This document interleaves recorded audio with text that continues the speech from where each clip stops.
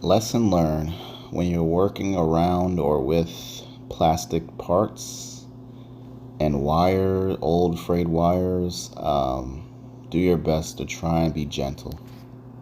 Do your best to try and act with a sense of caution to work around it.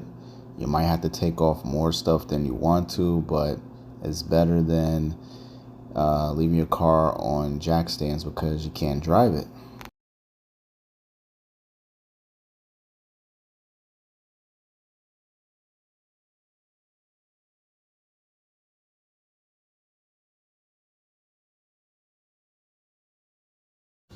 Alright, taking a look at this charcoal canister big box. See that? Mounting screw right there. Mounting screw right there. You see the plastic. This big tube here follows all the way around, all the way down between the spare tire well, all the way back to this. I guess what you would call this is a fresh air intake. You know, assumed fresh air intake takes in the fresh air to blow it over the charcoal, as well as, I guess, to go. Okay, check this out. It's a little hook that it sits on, so when you prop it up here, I guess you could use that to hold this up, help hold it up. You got two of these lines, the skinny one on the inside and then the thicker one on the outside. You can tell where it goes because this one has the shortest distance. And then you got these mounting screws over here at the rear of the box. 1, 2. 1, 2. And also this little thing, you just push it in and let it sit there. So I use flathead pliers to, try and manipulate the hose off of where it rests. And you can get to that vent control valve right there with 2 10s and zip them off if that's what you intended instead of the charcoal canister itself. Oh yeah, I broke some stuff. Yep, had to learn the hard way. But luckily for me, I can always get some more. I guess I should have stuck with my first impulse. So now my dumbass done cracked that part. Trying to back this off and pull it down using the actual charcoal canister. When I got one of these hoses off, charcoal was spilling out. Charcoal was spilling out. Yeah. I don't know. Might not be so good anymore. So this is the T fitting. Looks kind of like a Y because it's angled. And yeah, I definitely got to get another one of those. So these are the substitutes because I can't find a parts vehicle right now. But yeah, I got to fabricate something because it broke off in the hose. Yeah. Alright, let me make a bed and lie in it. A charcoal bed. So what do we got left after the canister is gone? As you can see, the rear mounting point, well, stick the end of that through there, unlike this one where you could just easily set it up and over and let it hook, and then you can get your bolts started. 1, 2, 3. Good content. So this connector for the control valve, the vent control valve, and this connector for the purging, and that's the one that has 2 hoses connect to it. Those 2 hoses come to this white diaphragm along with this one from the hard line, and it goes out here. As you can see, you got one of the fat hoses that is Y-piped union with those 2 to the gas tank. Well, there's another connector up here. So if you're looking for connectors being unplugged, just make sure. Alright, so I gotta take out 3 connectors. That one, and the gray one. And push them through that little access port. Squeeze the grommet, push it all the way through. That way I can service my harness. Alright, so I'm inside the trunk, right? Driver's side. And you have all your wire loom that comes through to the back of the inner liner here. Alright, so you're gonna see something like this, that the harness is gonna be right there in the trunk well, and that way you could squeeze it, pull it back in the car, and then you can extend the harness or repin it. So one of these wires is orange and blue, the other one is red and yellow.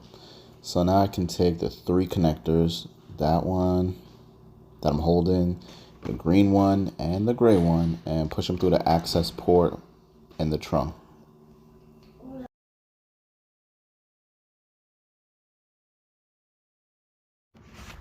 Okay, so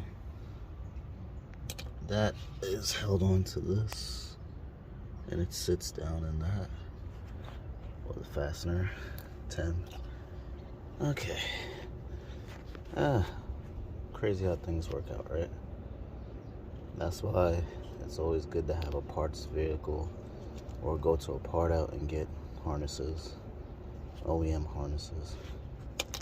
Alright, so here I have the purge valve disconnected from that bracket, from a 10, a fastener from underneath the bracket, because it just sits in the bracket.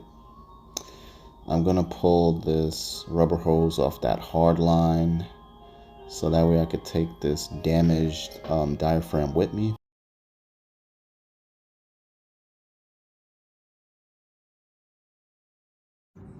All these bolts are a 10.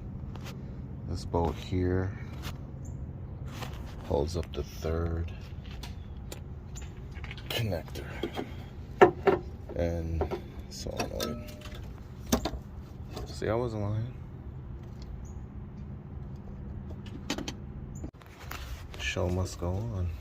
So this right up in here, okay, and this is the way that the harness is routed, right through here naturally. Now we could pull through the trunk and do our repair. Tie this mess.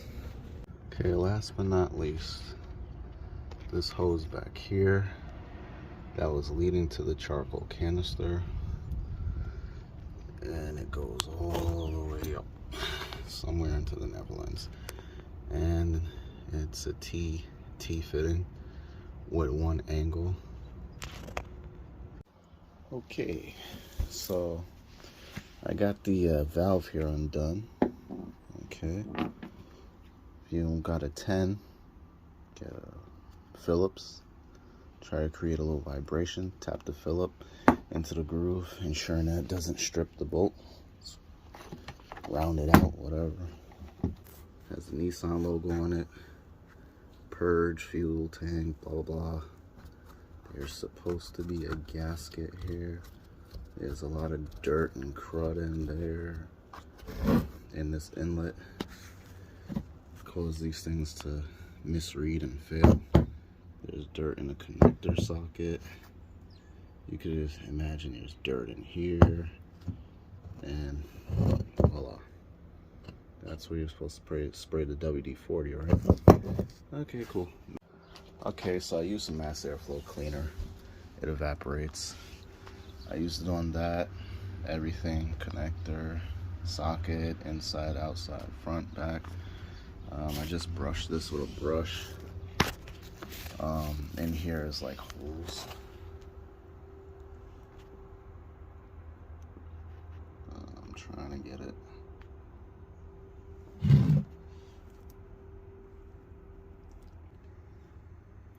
See? This is the part that snapped on me, the secondary. That little, I guess you want to call it a boost solenoid, boost controller, whatever. A solenoid that goes up higher where you can't see with the gray connector. It is a 3-prong, And right here, I wasn't even doing anything with none of that. I was trying to get this controller out, and my T-fitting here gone. So what I could do is go to Home Depot, get a metal one. I'll try my best to, all right, this is where it stops at, right here. Of course, this right here going towards the actual box, one of these hoses, I think it's the smaller one of the bunch, snapped off as well. So booyaka, there you go. This is mostly everything in a nutshell, minus the big hose that goes here, that wraps around towards the rear of the vehicle, that takes in that fresh air towards the rear bumper, minus the gray connector up high that plugs into that, minus the hard lines and everything else that reroutes to the fuel tank in the front of the vehicle. But as you can see, this can snap on you for the small one. This is the big one. That T-fitting can snap on you. The wires to your connector here can snap on you.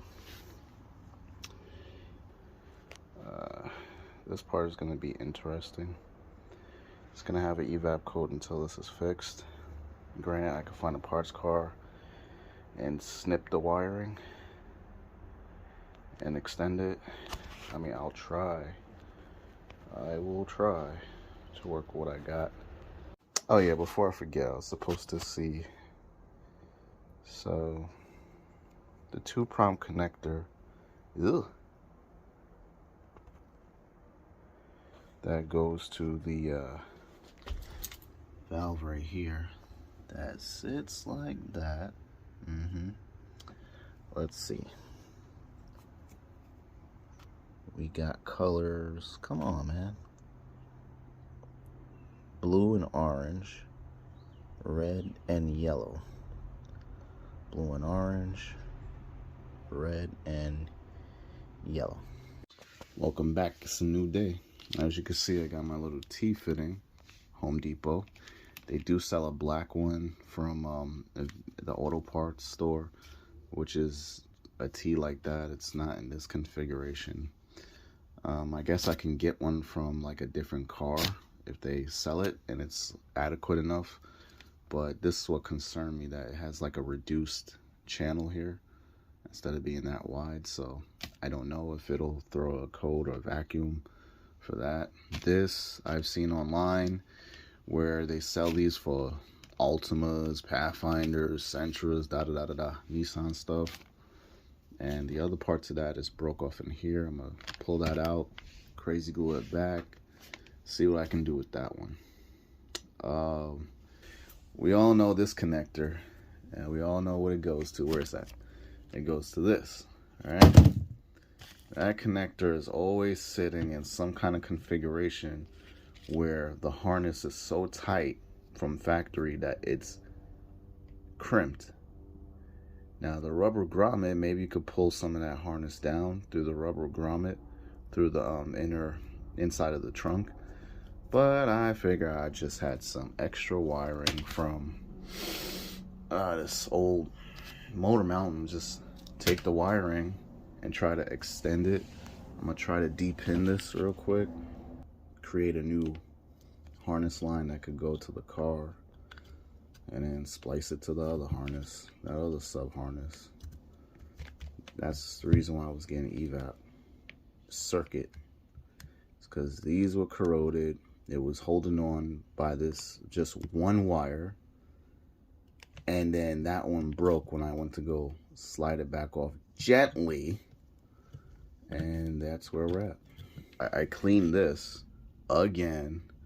It was dirty like mad. I clean it from this side, clean it from that side. I blow it out with mass airflow cleaner because it evaporates on its own. And over here where it sits, it was caked up with dirt, soil, everything that you could think of. So imagine things get in there, it sucks it in, and it starts to break down all of this charcoal, accelerated, and it's no good. I thought that usually there's a gasket that sits here. Guess not. I guess that's why this is protruding out like that. But for the most part, that is less than 2 years old. That's going back on here. I don't give a damn. What is this? The actual purge valve? The actual... Yeah, what are you doing? The actual... Oh, we got a Mitsubishi part. We OE up in here. We OE. Ow. OE, ow. I like that. I like it, OE. I like it, OE. So let me get cracking with this. Oh yeah, another thing. Seen these online for other vehicles. I mean, it's the same damn part.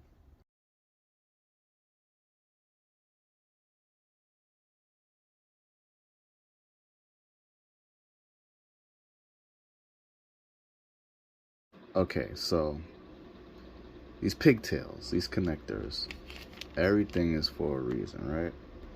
Now this inner flap, that orange inner flap, you pick it up, right? That keeps the tension of this whole inner orange cover onto the pins, right? And the way you do that is because I watched the guy just now in the Honda video do it and make it look so easy, and I'm like, why the fuck am I not getting it? You get a safety pin or something of equal size that's small enough to get in there, right? And this little dimple under here, this little working in my lap here. Good. So this little thing is gonna start to slide forward as you pick at it. There you go. All right. Now they make it seem so easy, and I'm like, yo, what the hell am I missing, bro? What do you mean? Alright, so the cover comes forward. Okay, let me go side to side. Okay, the cover is finally out. Now, let me remember. That's why I take videos and pictures. These two little micro holes down here go to the bottom. So this is the correct orientation of this cover that goes on. Alright, cool. Now I'm at the pins, right? I'm at the pins where you see the weather seal back there. Sorry, I'm trying to get this thing in focus. You see the weather seals back there, and you're supposed to push on side of these pins and pull them through the back. Right up underneath, we got these two black tabs. Now, do we push it up? No. Push down? Yes, let's try. Hey, you really gotta work with two hands, and oh, god damn it, it's being a nuisance.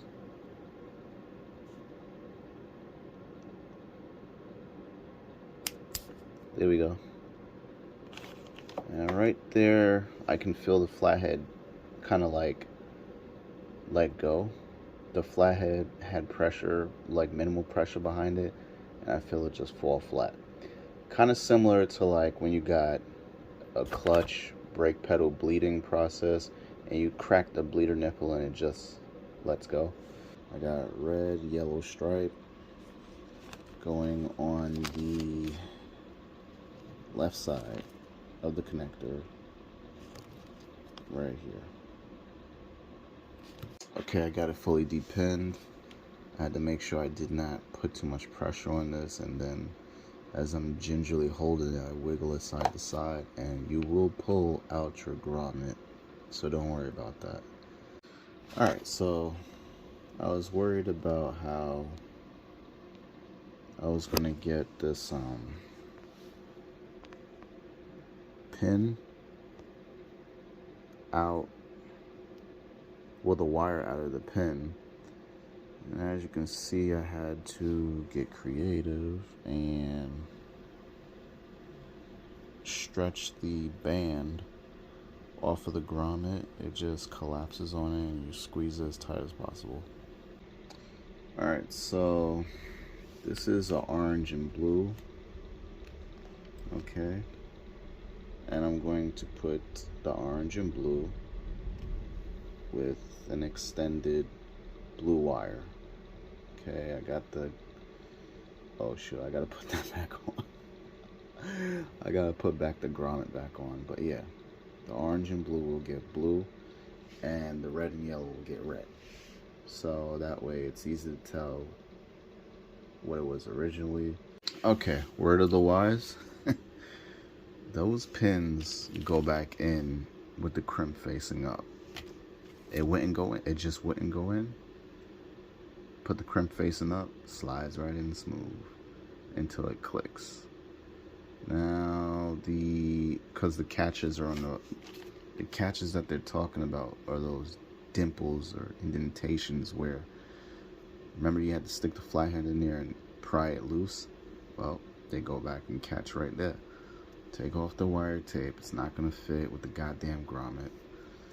Grommet is gonna be the part where you gotta work it in with a flathead again to squeeze it all back in and then shove it all the way in. And then yeah, once it catches, congratulations. I did what I could, what I could. So now, I mean, it's in there like, it's not going anywhere. I like that. The red one is on the left. I got my crimp, my crazy ass looking crimp facing upwards. I'm gonna slide it in, right? I'm gonna try to slide it in as straight as possible. Get the flathead and push. Now we got the grommet to worry about. So yeah, I had to set this thing on my lap. Face it downwards. Get a little bit wider flathead and shove it in there. Once I felt that click, it was in. You turn it around, you see that the metal's facing face to face, like mostly flush. And all right, new day, new morning. Now it is. Let's get it. So, what have we learned here today? Well, be careful with plastic parts, even if they seem to be very hardened plastic parts on your automobile. No matter what make, what model, what year, be careful around them because you're gonna have to think, son. And a lot of times when you order these pieces from stock or somebody who is authorized to make them for that vehicle, like a replacement to an OE part, it might not be exactly how you got it. But you ain't got no choice. You gotta get it, you gotta get it done. Hopefully it serves a purpose. It doesn't, hit and miss, Now this still has to be changed. All the charcoal's coming out. But so what I did was, once again, the wiring harness from the motor mount, the electronic energized motor mount, fluid filled one, I took off the wire protectant because obviously it can do much more useful as a wiring loom. I cut it shorter than the wire and push it through, so that way I can I can splice what I need to splice, and then I can choose to tape this loom closer to down here or just move the loom up. I could trim that again, trim the excess. And this is how it sits, right? When this is like that in the car, the harness comes from the trunk, inside the trunk down into under the sheet metal, and it comes under like that. And these wires are bent and fixed in a certain position that it's like this all the time, and it's tight. The OEM wiring harness is tight, so when you go to like service this valve here, you only got so much room you can play with before it just falls down like that, and it lets you take this out the car. So extending certain wiring looms is good, but it's still gonna either A, have the same configuration, or B, maybe I could tuck it to the side, let it come around, and that way it can like kind of like make a little C and plug in, instead of being always crimped at with an elbow that could prematurely usually break these wires. All right, I had to help walk that thing on. I had to grasp this mostly by that and help it by grasping this firmly and pulling it on with a little lubricants and hand sanitizer. So now I got this boost thing done up. I really should just leave it like that and just focus on this and get it up there, so that way I could just slide this past it. This goes in after the wire loom. This goes in first. This is high priority number one. It must be seated. That must be clipped back into the bracket, and then after that you could put the fastener underneath. Yeah. This is a very short harness from the weathering grommet out to the underside of the car. It gets so much dirt up in there that I try my best. I peel back the wire harness, I split it from side to side, split it down, cut it, and as you can see, the blue one will go to blue and orange, and the red one will go to the red and yellow. Alright, got that taken care of the best I could for now. I mean, soldering would be nice, and heat shrinking to separate the signal, but the harness is actually stretched now and quote-unquote protected, so let's get out of here. So overall, you can see I got it in just sitting by the hooks, not by bolts. I had to take off this little bracket that the purge valve, the green one, sits on, as well as that vacuum cut. And let me see, I know it went like that. Right. It has like a little slide in there where it sticks in there, so it comes up like that, and it has a bolt to it. It has a 10 millimeter, and yeah, so now I can finally put this back up. Alright, so I got the bolt, at least one in here and one in there. I put this little plate back in. You have to set it, you have to slide it in this little grade, and then try and get that bolt to catch. And as you can see, your purge valve will naturally try to find its way back to its mounting hole, but this got to be seated, clipped in there.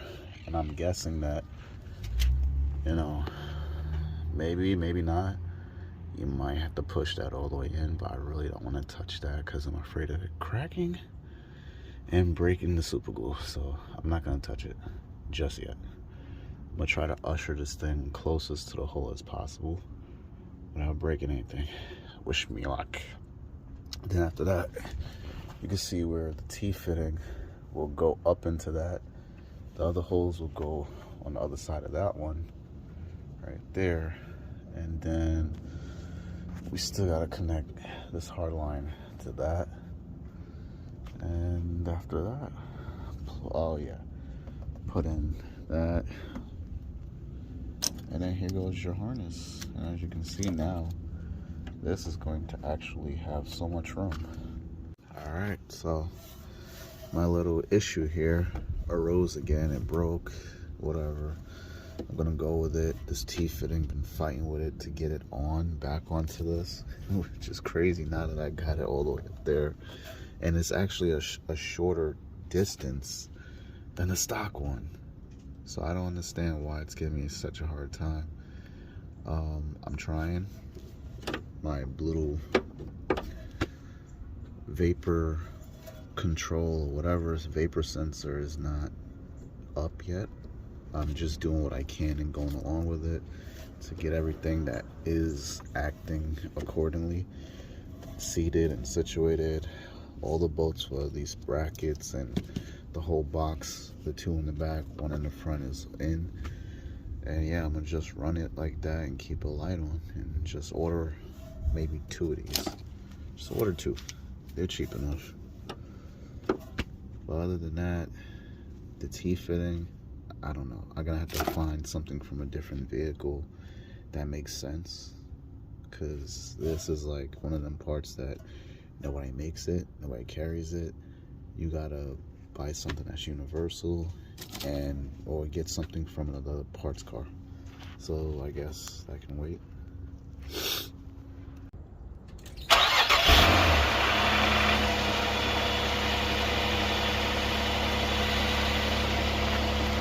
The charcoal canister for now. I'm hearing a little vacuum leak sound anyway, like it's sucking, and like, you know, for what it's worth, I could just order that stupid part. So the car still runs with that broken fit in, so I can just easily just order that, wait for it to come, then swap it out. As well as getting the charcoal canister itself. And yeah, I'll just order it. It's easier. So yeah, you already know what's coming next. If you know, you know.